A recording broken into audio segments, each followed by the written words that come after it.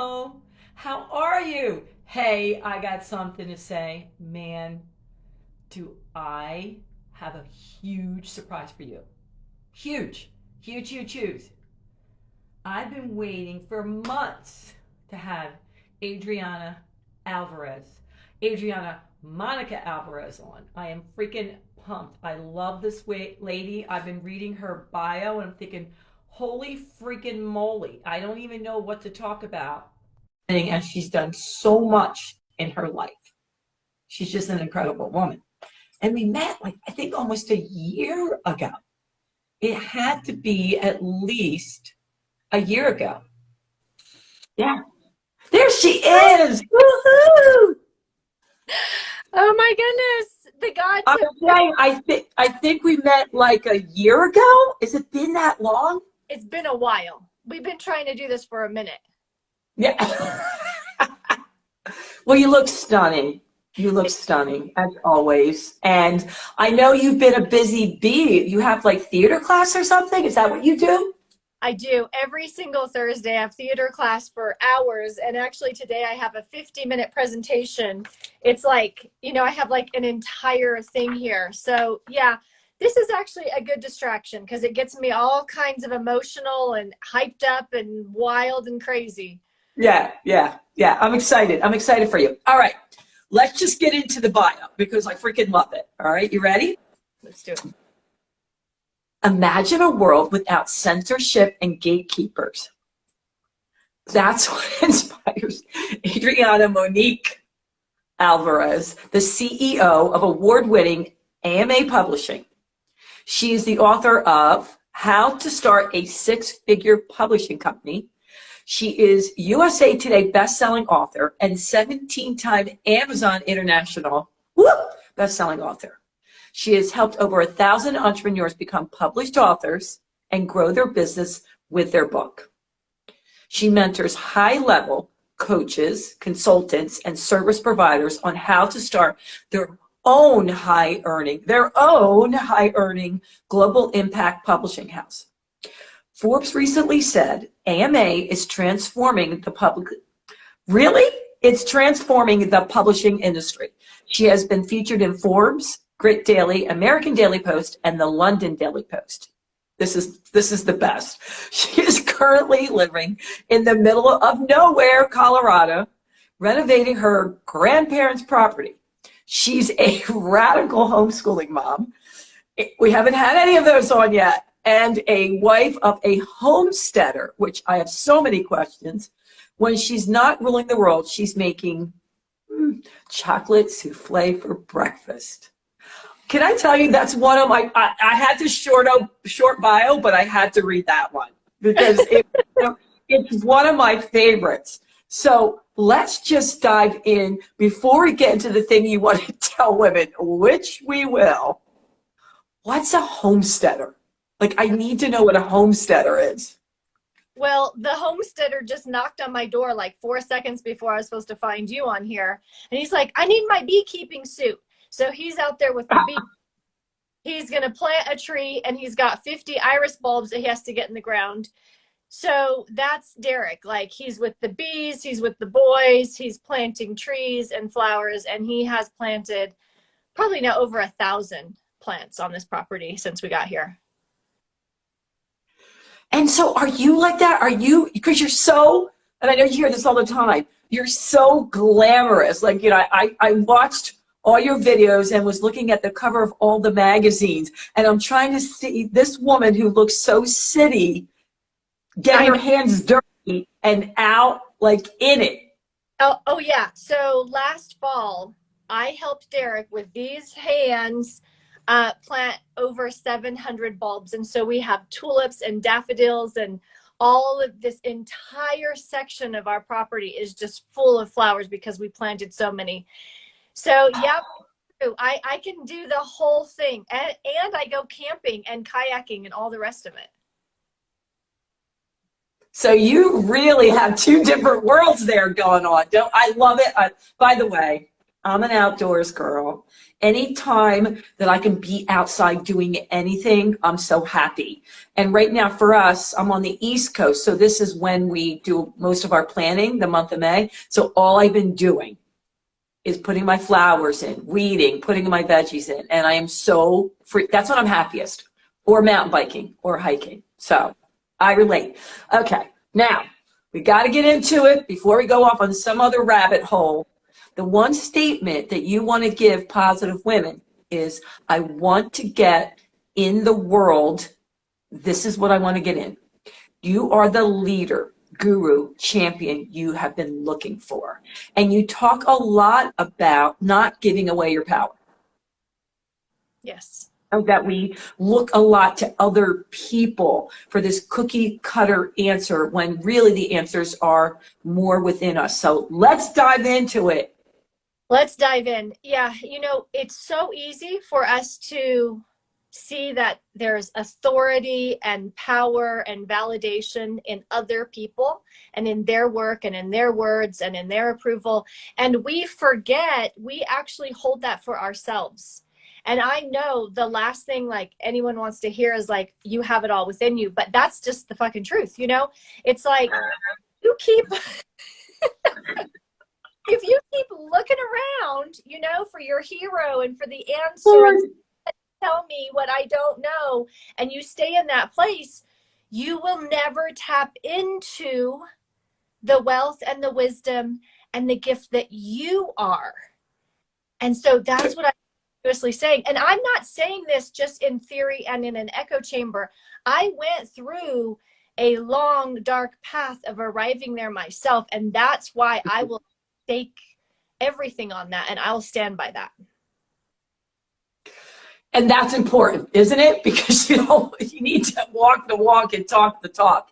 And that's why you have such conviction and passion to tell women, come on, all right, let's get this together. And hopefully they won't have to go through it the same exact way and reach all those dark places. But, we are kind of stubborn.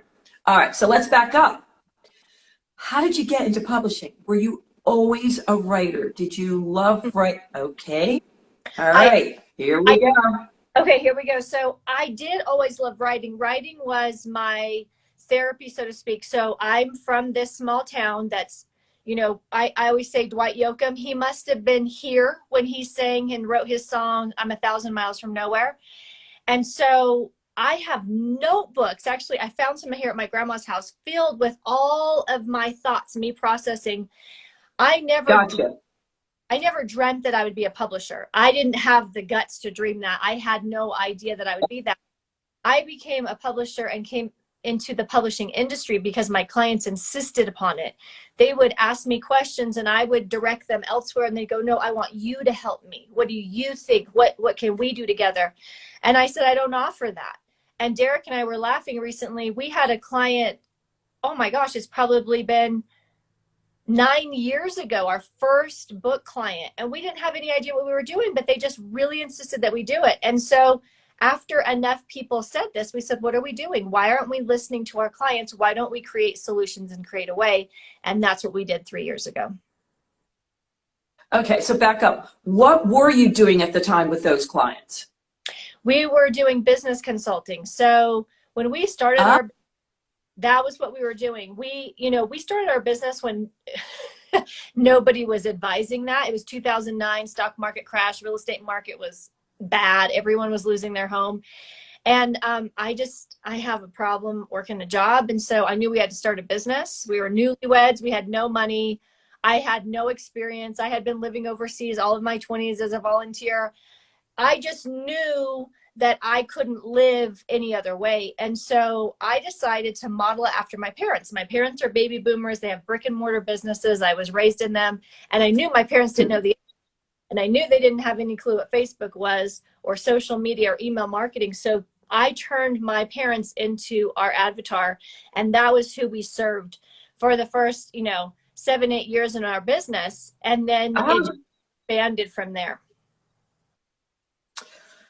Okay, so owning your own publishing company, that to me, it's like a big leap in my head. So I went the route of getting a big publisher years ago because it wasn't so well known, the hybrid, and I thought I had to do it that way. And I was lucky enough, okay, it took me 1.5 years to find an agent, and then another 1.5 years for them to find a publisher that would believe in me, and 37 rejections later. And I'm happy with them. They did well. I probably would have done something differently, now, because there's so many other options that you hear people, that make more money and they love hybrid. But this is a whole different ball of wax. This is like own your own company. That's a big leap. So Yeah. tell me why that leap. I mean, that's different than, okay, you have to have a book, but we're going to help you start a publishing company, which is very exciting to me, by the way. I'm looking for just so you know, full disclosure, I'm not going to come move in with you, but my son's graduating high school and I'm going to be an empty nester. So my other daughter's out of the house, and now June 9th, that's it, graduating. So I keep telling people, I don't know what it is, but I need another company. I sold my health clubs in 2019, and I miss mentoring lots and lots of people. So anyhow, it's intriguing. Well, we'll talk about this because I actually just started working with another woman, same thing. And I know that empty nest is huge. Like, I remember how much that hit my mom. So, the thing that I'm figuring out is I'm not afraid of big leaps. It's sort of the that makes me feel alive. I actually had this dream of being a race car driver. I love, the fair. I'm kind of like an adrenaline junkie. And so when it comes to business, if it's not big and it's not exciting, I'm kind of bored.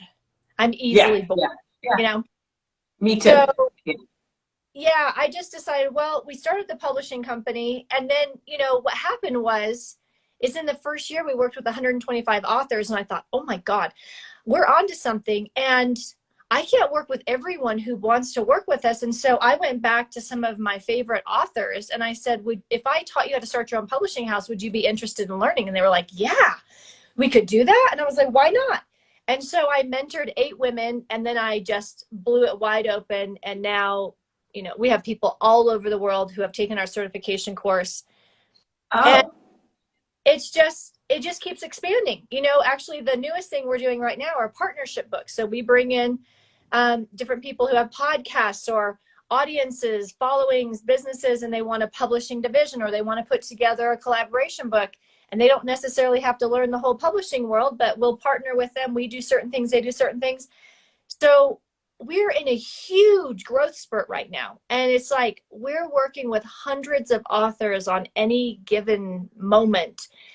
And it's fun. And it's really about that thing that we started with, is people are realizing I don't need permission.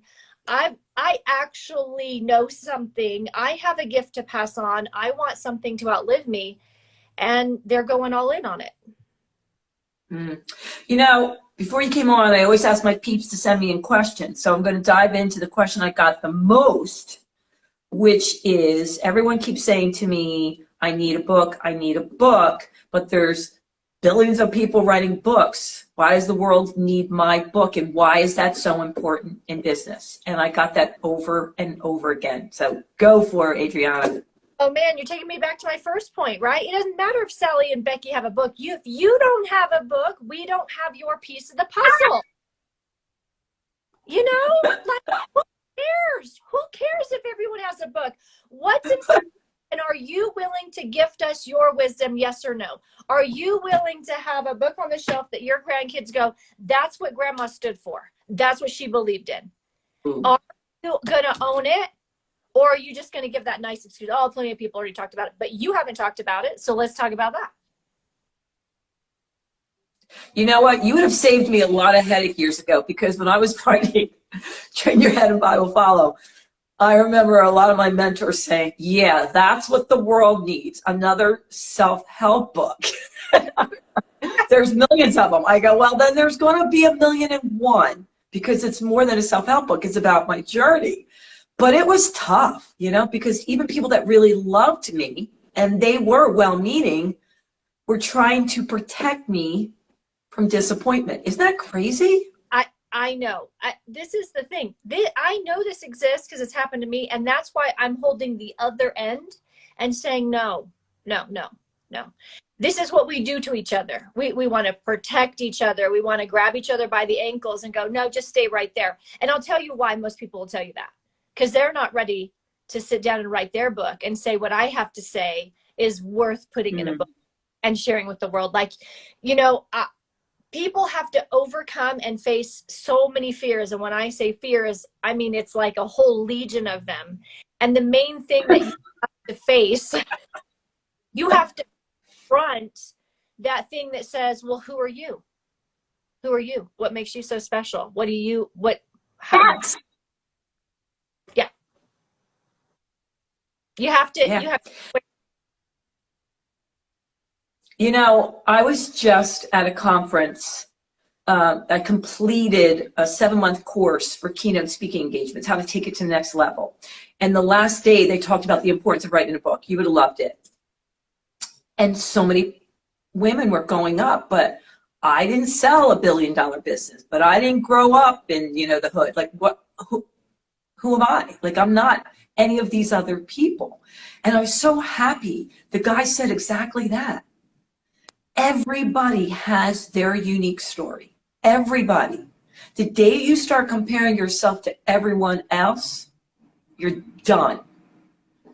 And I think you really made an impact. And I was like, I told him about you. I'm like so excited because I'm going to send this to a lot of them because by the way, we're doing it at a different time, but don't worry, record it. And I put it all over the social media sites because I want them to be inspired by your story and what you're doing. So I want to back up a second though, because maybe I didn't catch it. You said that you were writing like almost like journaling writing, or were you writing stories and books?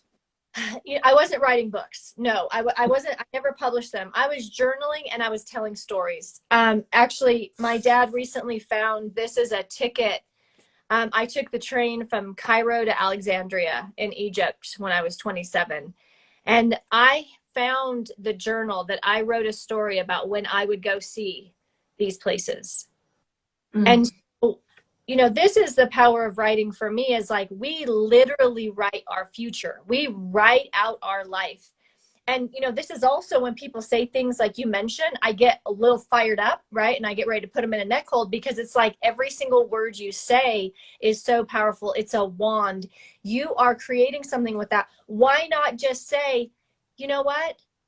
This is my life. I have something important. I'm here for a reason. And that's also what it comes down to, is like, you have to believe that you're here for a reason. Are you a random person on a speck floating galaxy? You know? Are you just here to like look cute on Mondays, pay the bills on Friday, take the trash out on Tuesday? Or like, are you here for a reason? What's your purpose? You hold something no one else holds, but if you aren't willing to recognize that because you think that you're going to get criticized, or it's, you know, I think it borders on arrogance for a lot of people, but it's the truth. It's just the truth. Yeah, I love that you say that. So can I ask you about your book? Because I didn't know about this one. The Younger Self Letters? Yes, yes. I'm like, so I knew about the other one, How to Start Your Six-Figure Publishing, but I did not know about the young. And when did it come out? I need to know everything. So this came out last June and it hit the USA Today bestseller list. And this book is really my heart, because I was so focused on the Amazon books, and it was last January. Right here, I have a rug right here in my room that I often meditate on. I wake up at 3 a.m. and I receive ideas. And Mother Mary told me, you need to do a book that's for a bigger platform, but it can't be a book that's about head knowledge. Like, this is what I know and this is how I've made money. This has to be a book that does feature people who know why they're here and they have made money and they have created success. But this is a book that's actually asking them to open their heart and let down all of the armor, all of the veils, all of the masks that we wear as business people, entrepreneurs, successful, yada, yada. And she said, you're going to ask them to select an age, and they're going to write the entire chapter to themselves at that age, because you cannot get intellectual and close off your heart when you are writing a heartfelt letter to yourself. And it was them finding an age when they turned something bad into good, when they turned a trial into a and it was such a powerful experience. I mean, even for myself, when I started writing, it was like, whoa, this is pulling me, like this story came from my toes, you know? And it's a beautiful book. We're actually compiling another one right now. Some of the most beautiful people are coming forward. And that's what it's about, is like, show us your heart. I know you're smart. I know you figured it out. Now I want to see your heart. And by the way, the title is the freaking bomb. The bomb. And it fits perfectly for what you are doing. And I was just like, wait a minute. I didn't know about that. So that's recent, man. So, and that must be so fun. So fun for you to do. It is. It is so fun. It is so cool to meet the people in the book. It stretches me. It challenges me, because we go really book, you know. So it's awesome. It's fun. All right. So I'm all about meditation and journaling and gardening, but 3 a.m. Now let's talk. Do you get up? Spirit moves you, connect, meditate, go back to bed? Or are we just up and out like the farmers? I know, right? It's crazy. And I will tell you, this started 6 years ago. I wasn't like looking for that. And one of my guides started waking me up at 3 a.m. and I just have ideas, and I would try to remember them and kind of like doze back to sleep. And I'd wake up the next morning and I couldn't remember anything. And I was so sure I could remember it. So I started sleeping, with my phone, and I'd grab my phone and I'd write it down. And little by little, I realized like I would just really be in it, so I could expand my ability to stay in this conversation that I was receiving. Like, this is what is yours to say. This is what is yours to do next. This is who you need to contact. This is what you need to do. And actually, it's very, very recent. I would say maybe a month or two ago, I started waking up at like 7:30 or 8. And I had 2 babies in 12 months. And so like the idea of like sleep and sleeping in and all of that, it didn't exist for a long time. And I was like, oh my gosh, this is amazing. And so I think my 3 a.m. is switching and it's changing, but it was like that for about 6 years. It was just to stay up and go with the day. And sometimes I do an afternoon nap, and now it feels like it's coming later. And what I realized, and what a friend told me is when we I don't know that I had enough stillness and quiet in my life during those years with the babies and the business and full-time travel. So 3 a.m. I think is when I could actually hear clearly and receive my message. Yeah. Okay. So that's a whole series, but talk about how you were able to know and feel that connection. Were you always that way? Because some people are like, what are you talking about? And others are like, yeah, I really take the time to listen. And it took me years till I finally could hear what's being said to me. Yeah. So I would say, yes, I always felt this strong connection, this strong knowing. I think we all come with that. And then there is usually people or circumstances that convince us that that's a little crazy and a little bit weird. Yeah. I could always, see and sense ghosts or spirits and angels. I could always hearing audible, sometimes audibly, sometimes just in myself, but hearing is one of mine. The ways that I receive messages. And what I would say is it's not something for special people. Like, every single one of us have this knowing or this sense or this gut feeling, whatever you want to call it. And the more we slow down and the more we have gaps and the more we have some stillness, pronounced it will become. And so I tell people, if you don't really feel it, go watch the sunset every night. Or watch the clouds float by. And I know that, that sounds kind of crazy in our society, but like that's where it's at. And the more you can get in nature, I often just lay on the ground. And you'll feel it. Yeah. Because you're connected to everything. Absolutely. And I'm so glad you said that, because years ago, I remember talking to someone about meditation. You know, I was in my 20s. And they were about, you know, you have to be silent. And at the time, you know, get into it and it's got to be 40 minutes. And I kept saying, but why, but why, but why? And for me, the most connected and when I got most of my messages was when I was trail running or mountain biking. And I would stop my bike or run and sit under the tree and just listen. So I kept questioning, but why? And the fact remains years later, they're discovering it's not just that way. It could be a few minutes. It's when you feel connected, and it is a lot easier when you're out in Mother Nature, whether you're just looking at the sky, or for me now, even picking weeds. When I'm not sure what to do, I go out and pick weeds. And I feel so, there's so many different ways.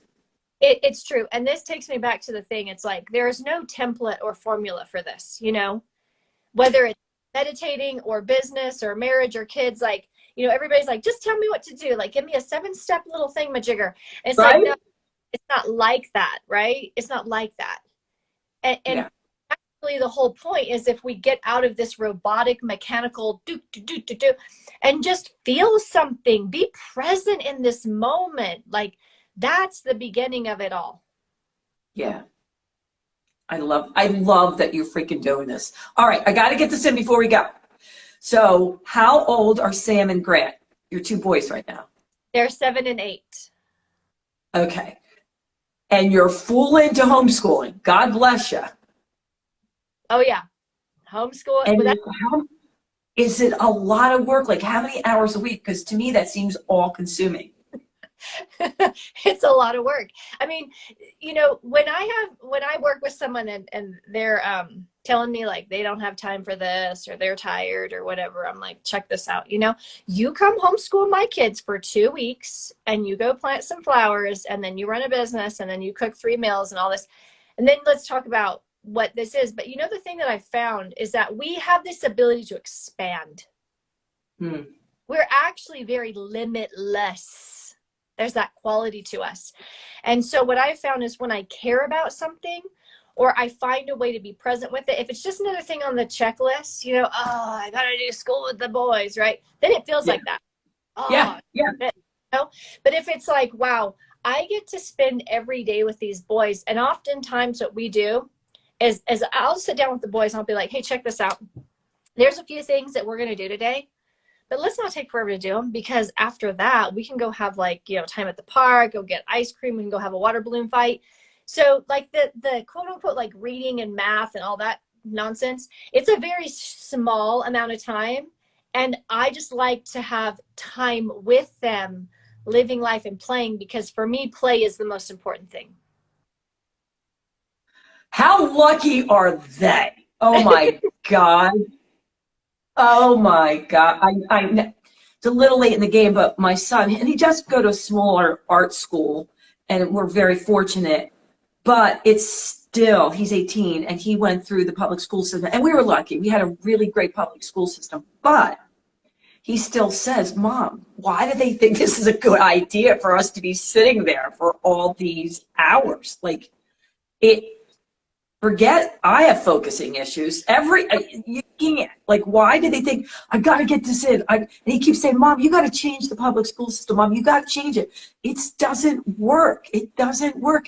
And they're so concerned with the rise of anxiety and stress. Well, hello, this isn't helping anybody. Exactly. Like, I mean, let's be honest. You know, I got 2 wild boys. Okay, these are not tame creatures that I have in this house. And they're on boy, you know what I'm saying? Me thinking about them sitting, you know, quietly in one for hours at a time, like it's not happening. It's like literally going against their nature, and I'm unable to go against their nature, you know. And I know, like, trust me, I got all kinds of concerned people who reach out, you know, do you think your kids are no well meaning you know, what we've created in our society, that's what's unnatural. That's actually what challenges their God-given way of being. And what they're doing right now, like I can hear them, they're outside and they're chasing their 2 German shepherds and they've got their water guns out. Like, that's what they need to be doing. I love it. I freaking love it. We got to go. I'm really sad. We have to go, but you got to get ready for your course anyhow. Thank you for taking the time out. I really appreciate it. I love our chats. But before we go, how can they find you? How can they look you up if they're interested in starting a publishing company? Tell us everything. Yes. So my full name is my website. It's adrianamoniquealvarez.com. And all the information is there. I've got lots of free resources too. Well, can you please let me know how it went today? I'm sure it's going to be aces and fun. Just shoot me an email. I want to hear everything. Hey, I got something to say, people. You had something to say. Adriana is in the house, so don't worry if you missed it. I'm recording everything, and after this, I will put it on all social media platforms. We would both appreciate you sharing, liking, and rating it. Until next time, you know what I'm going to say. Toodles. Bye, Adriana. Bye.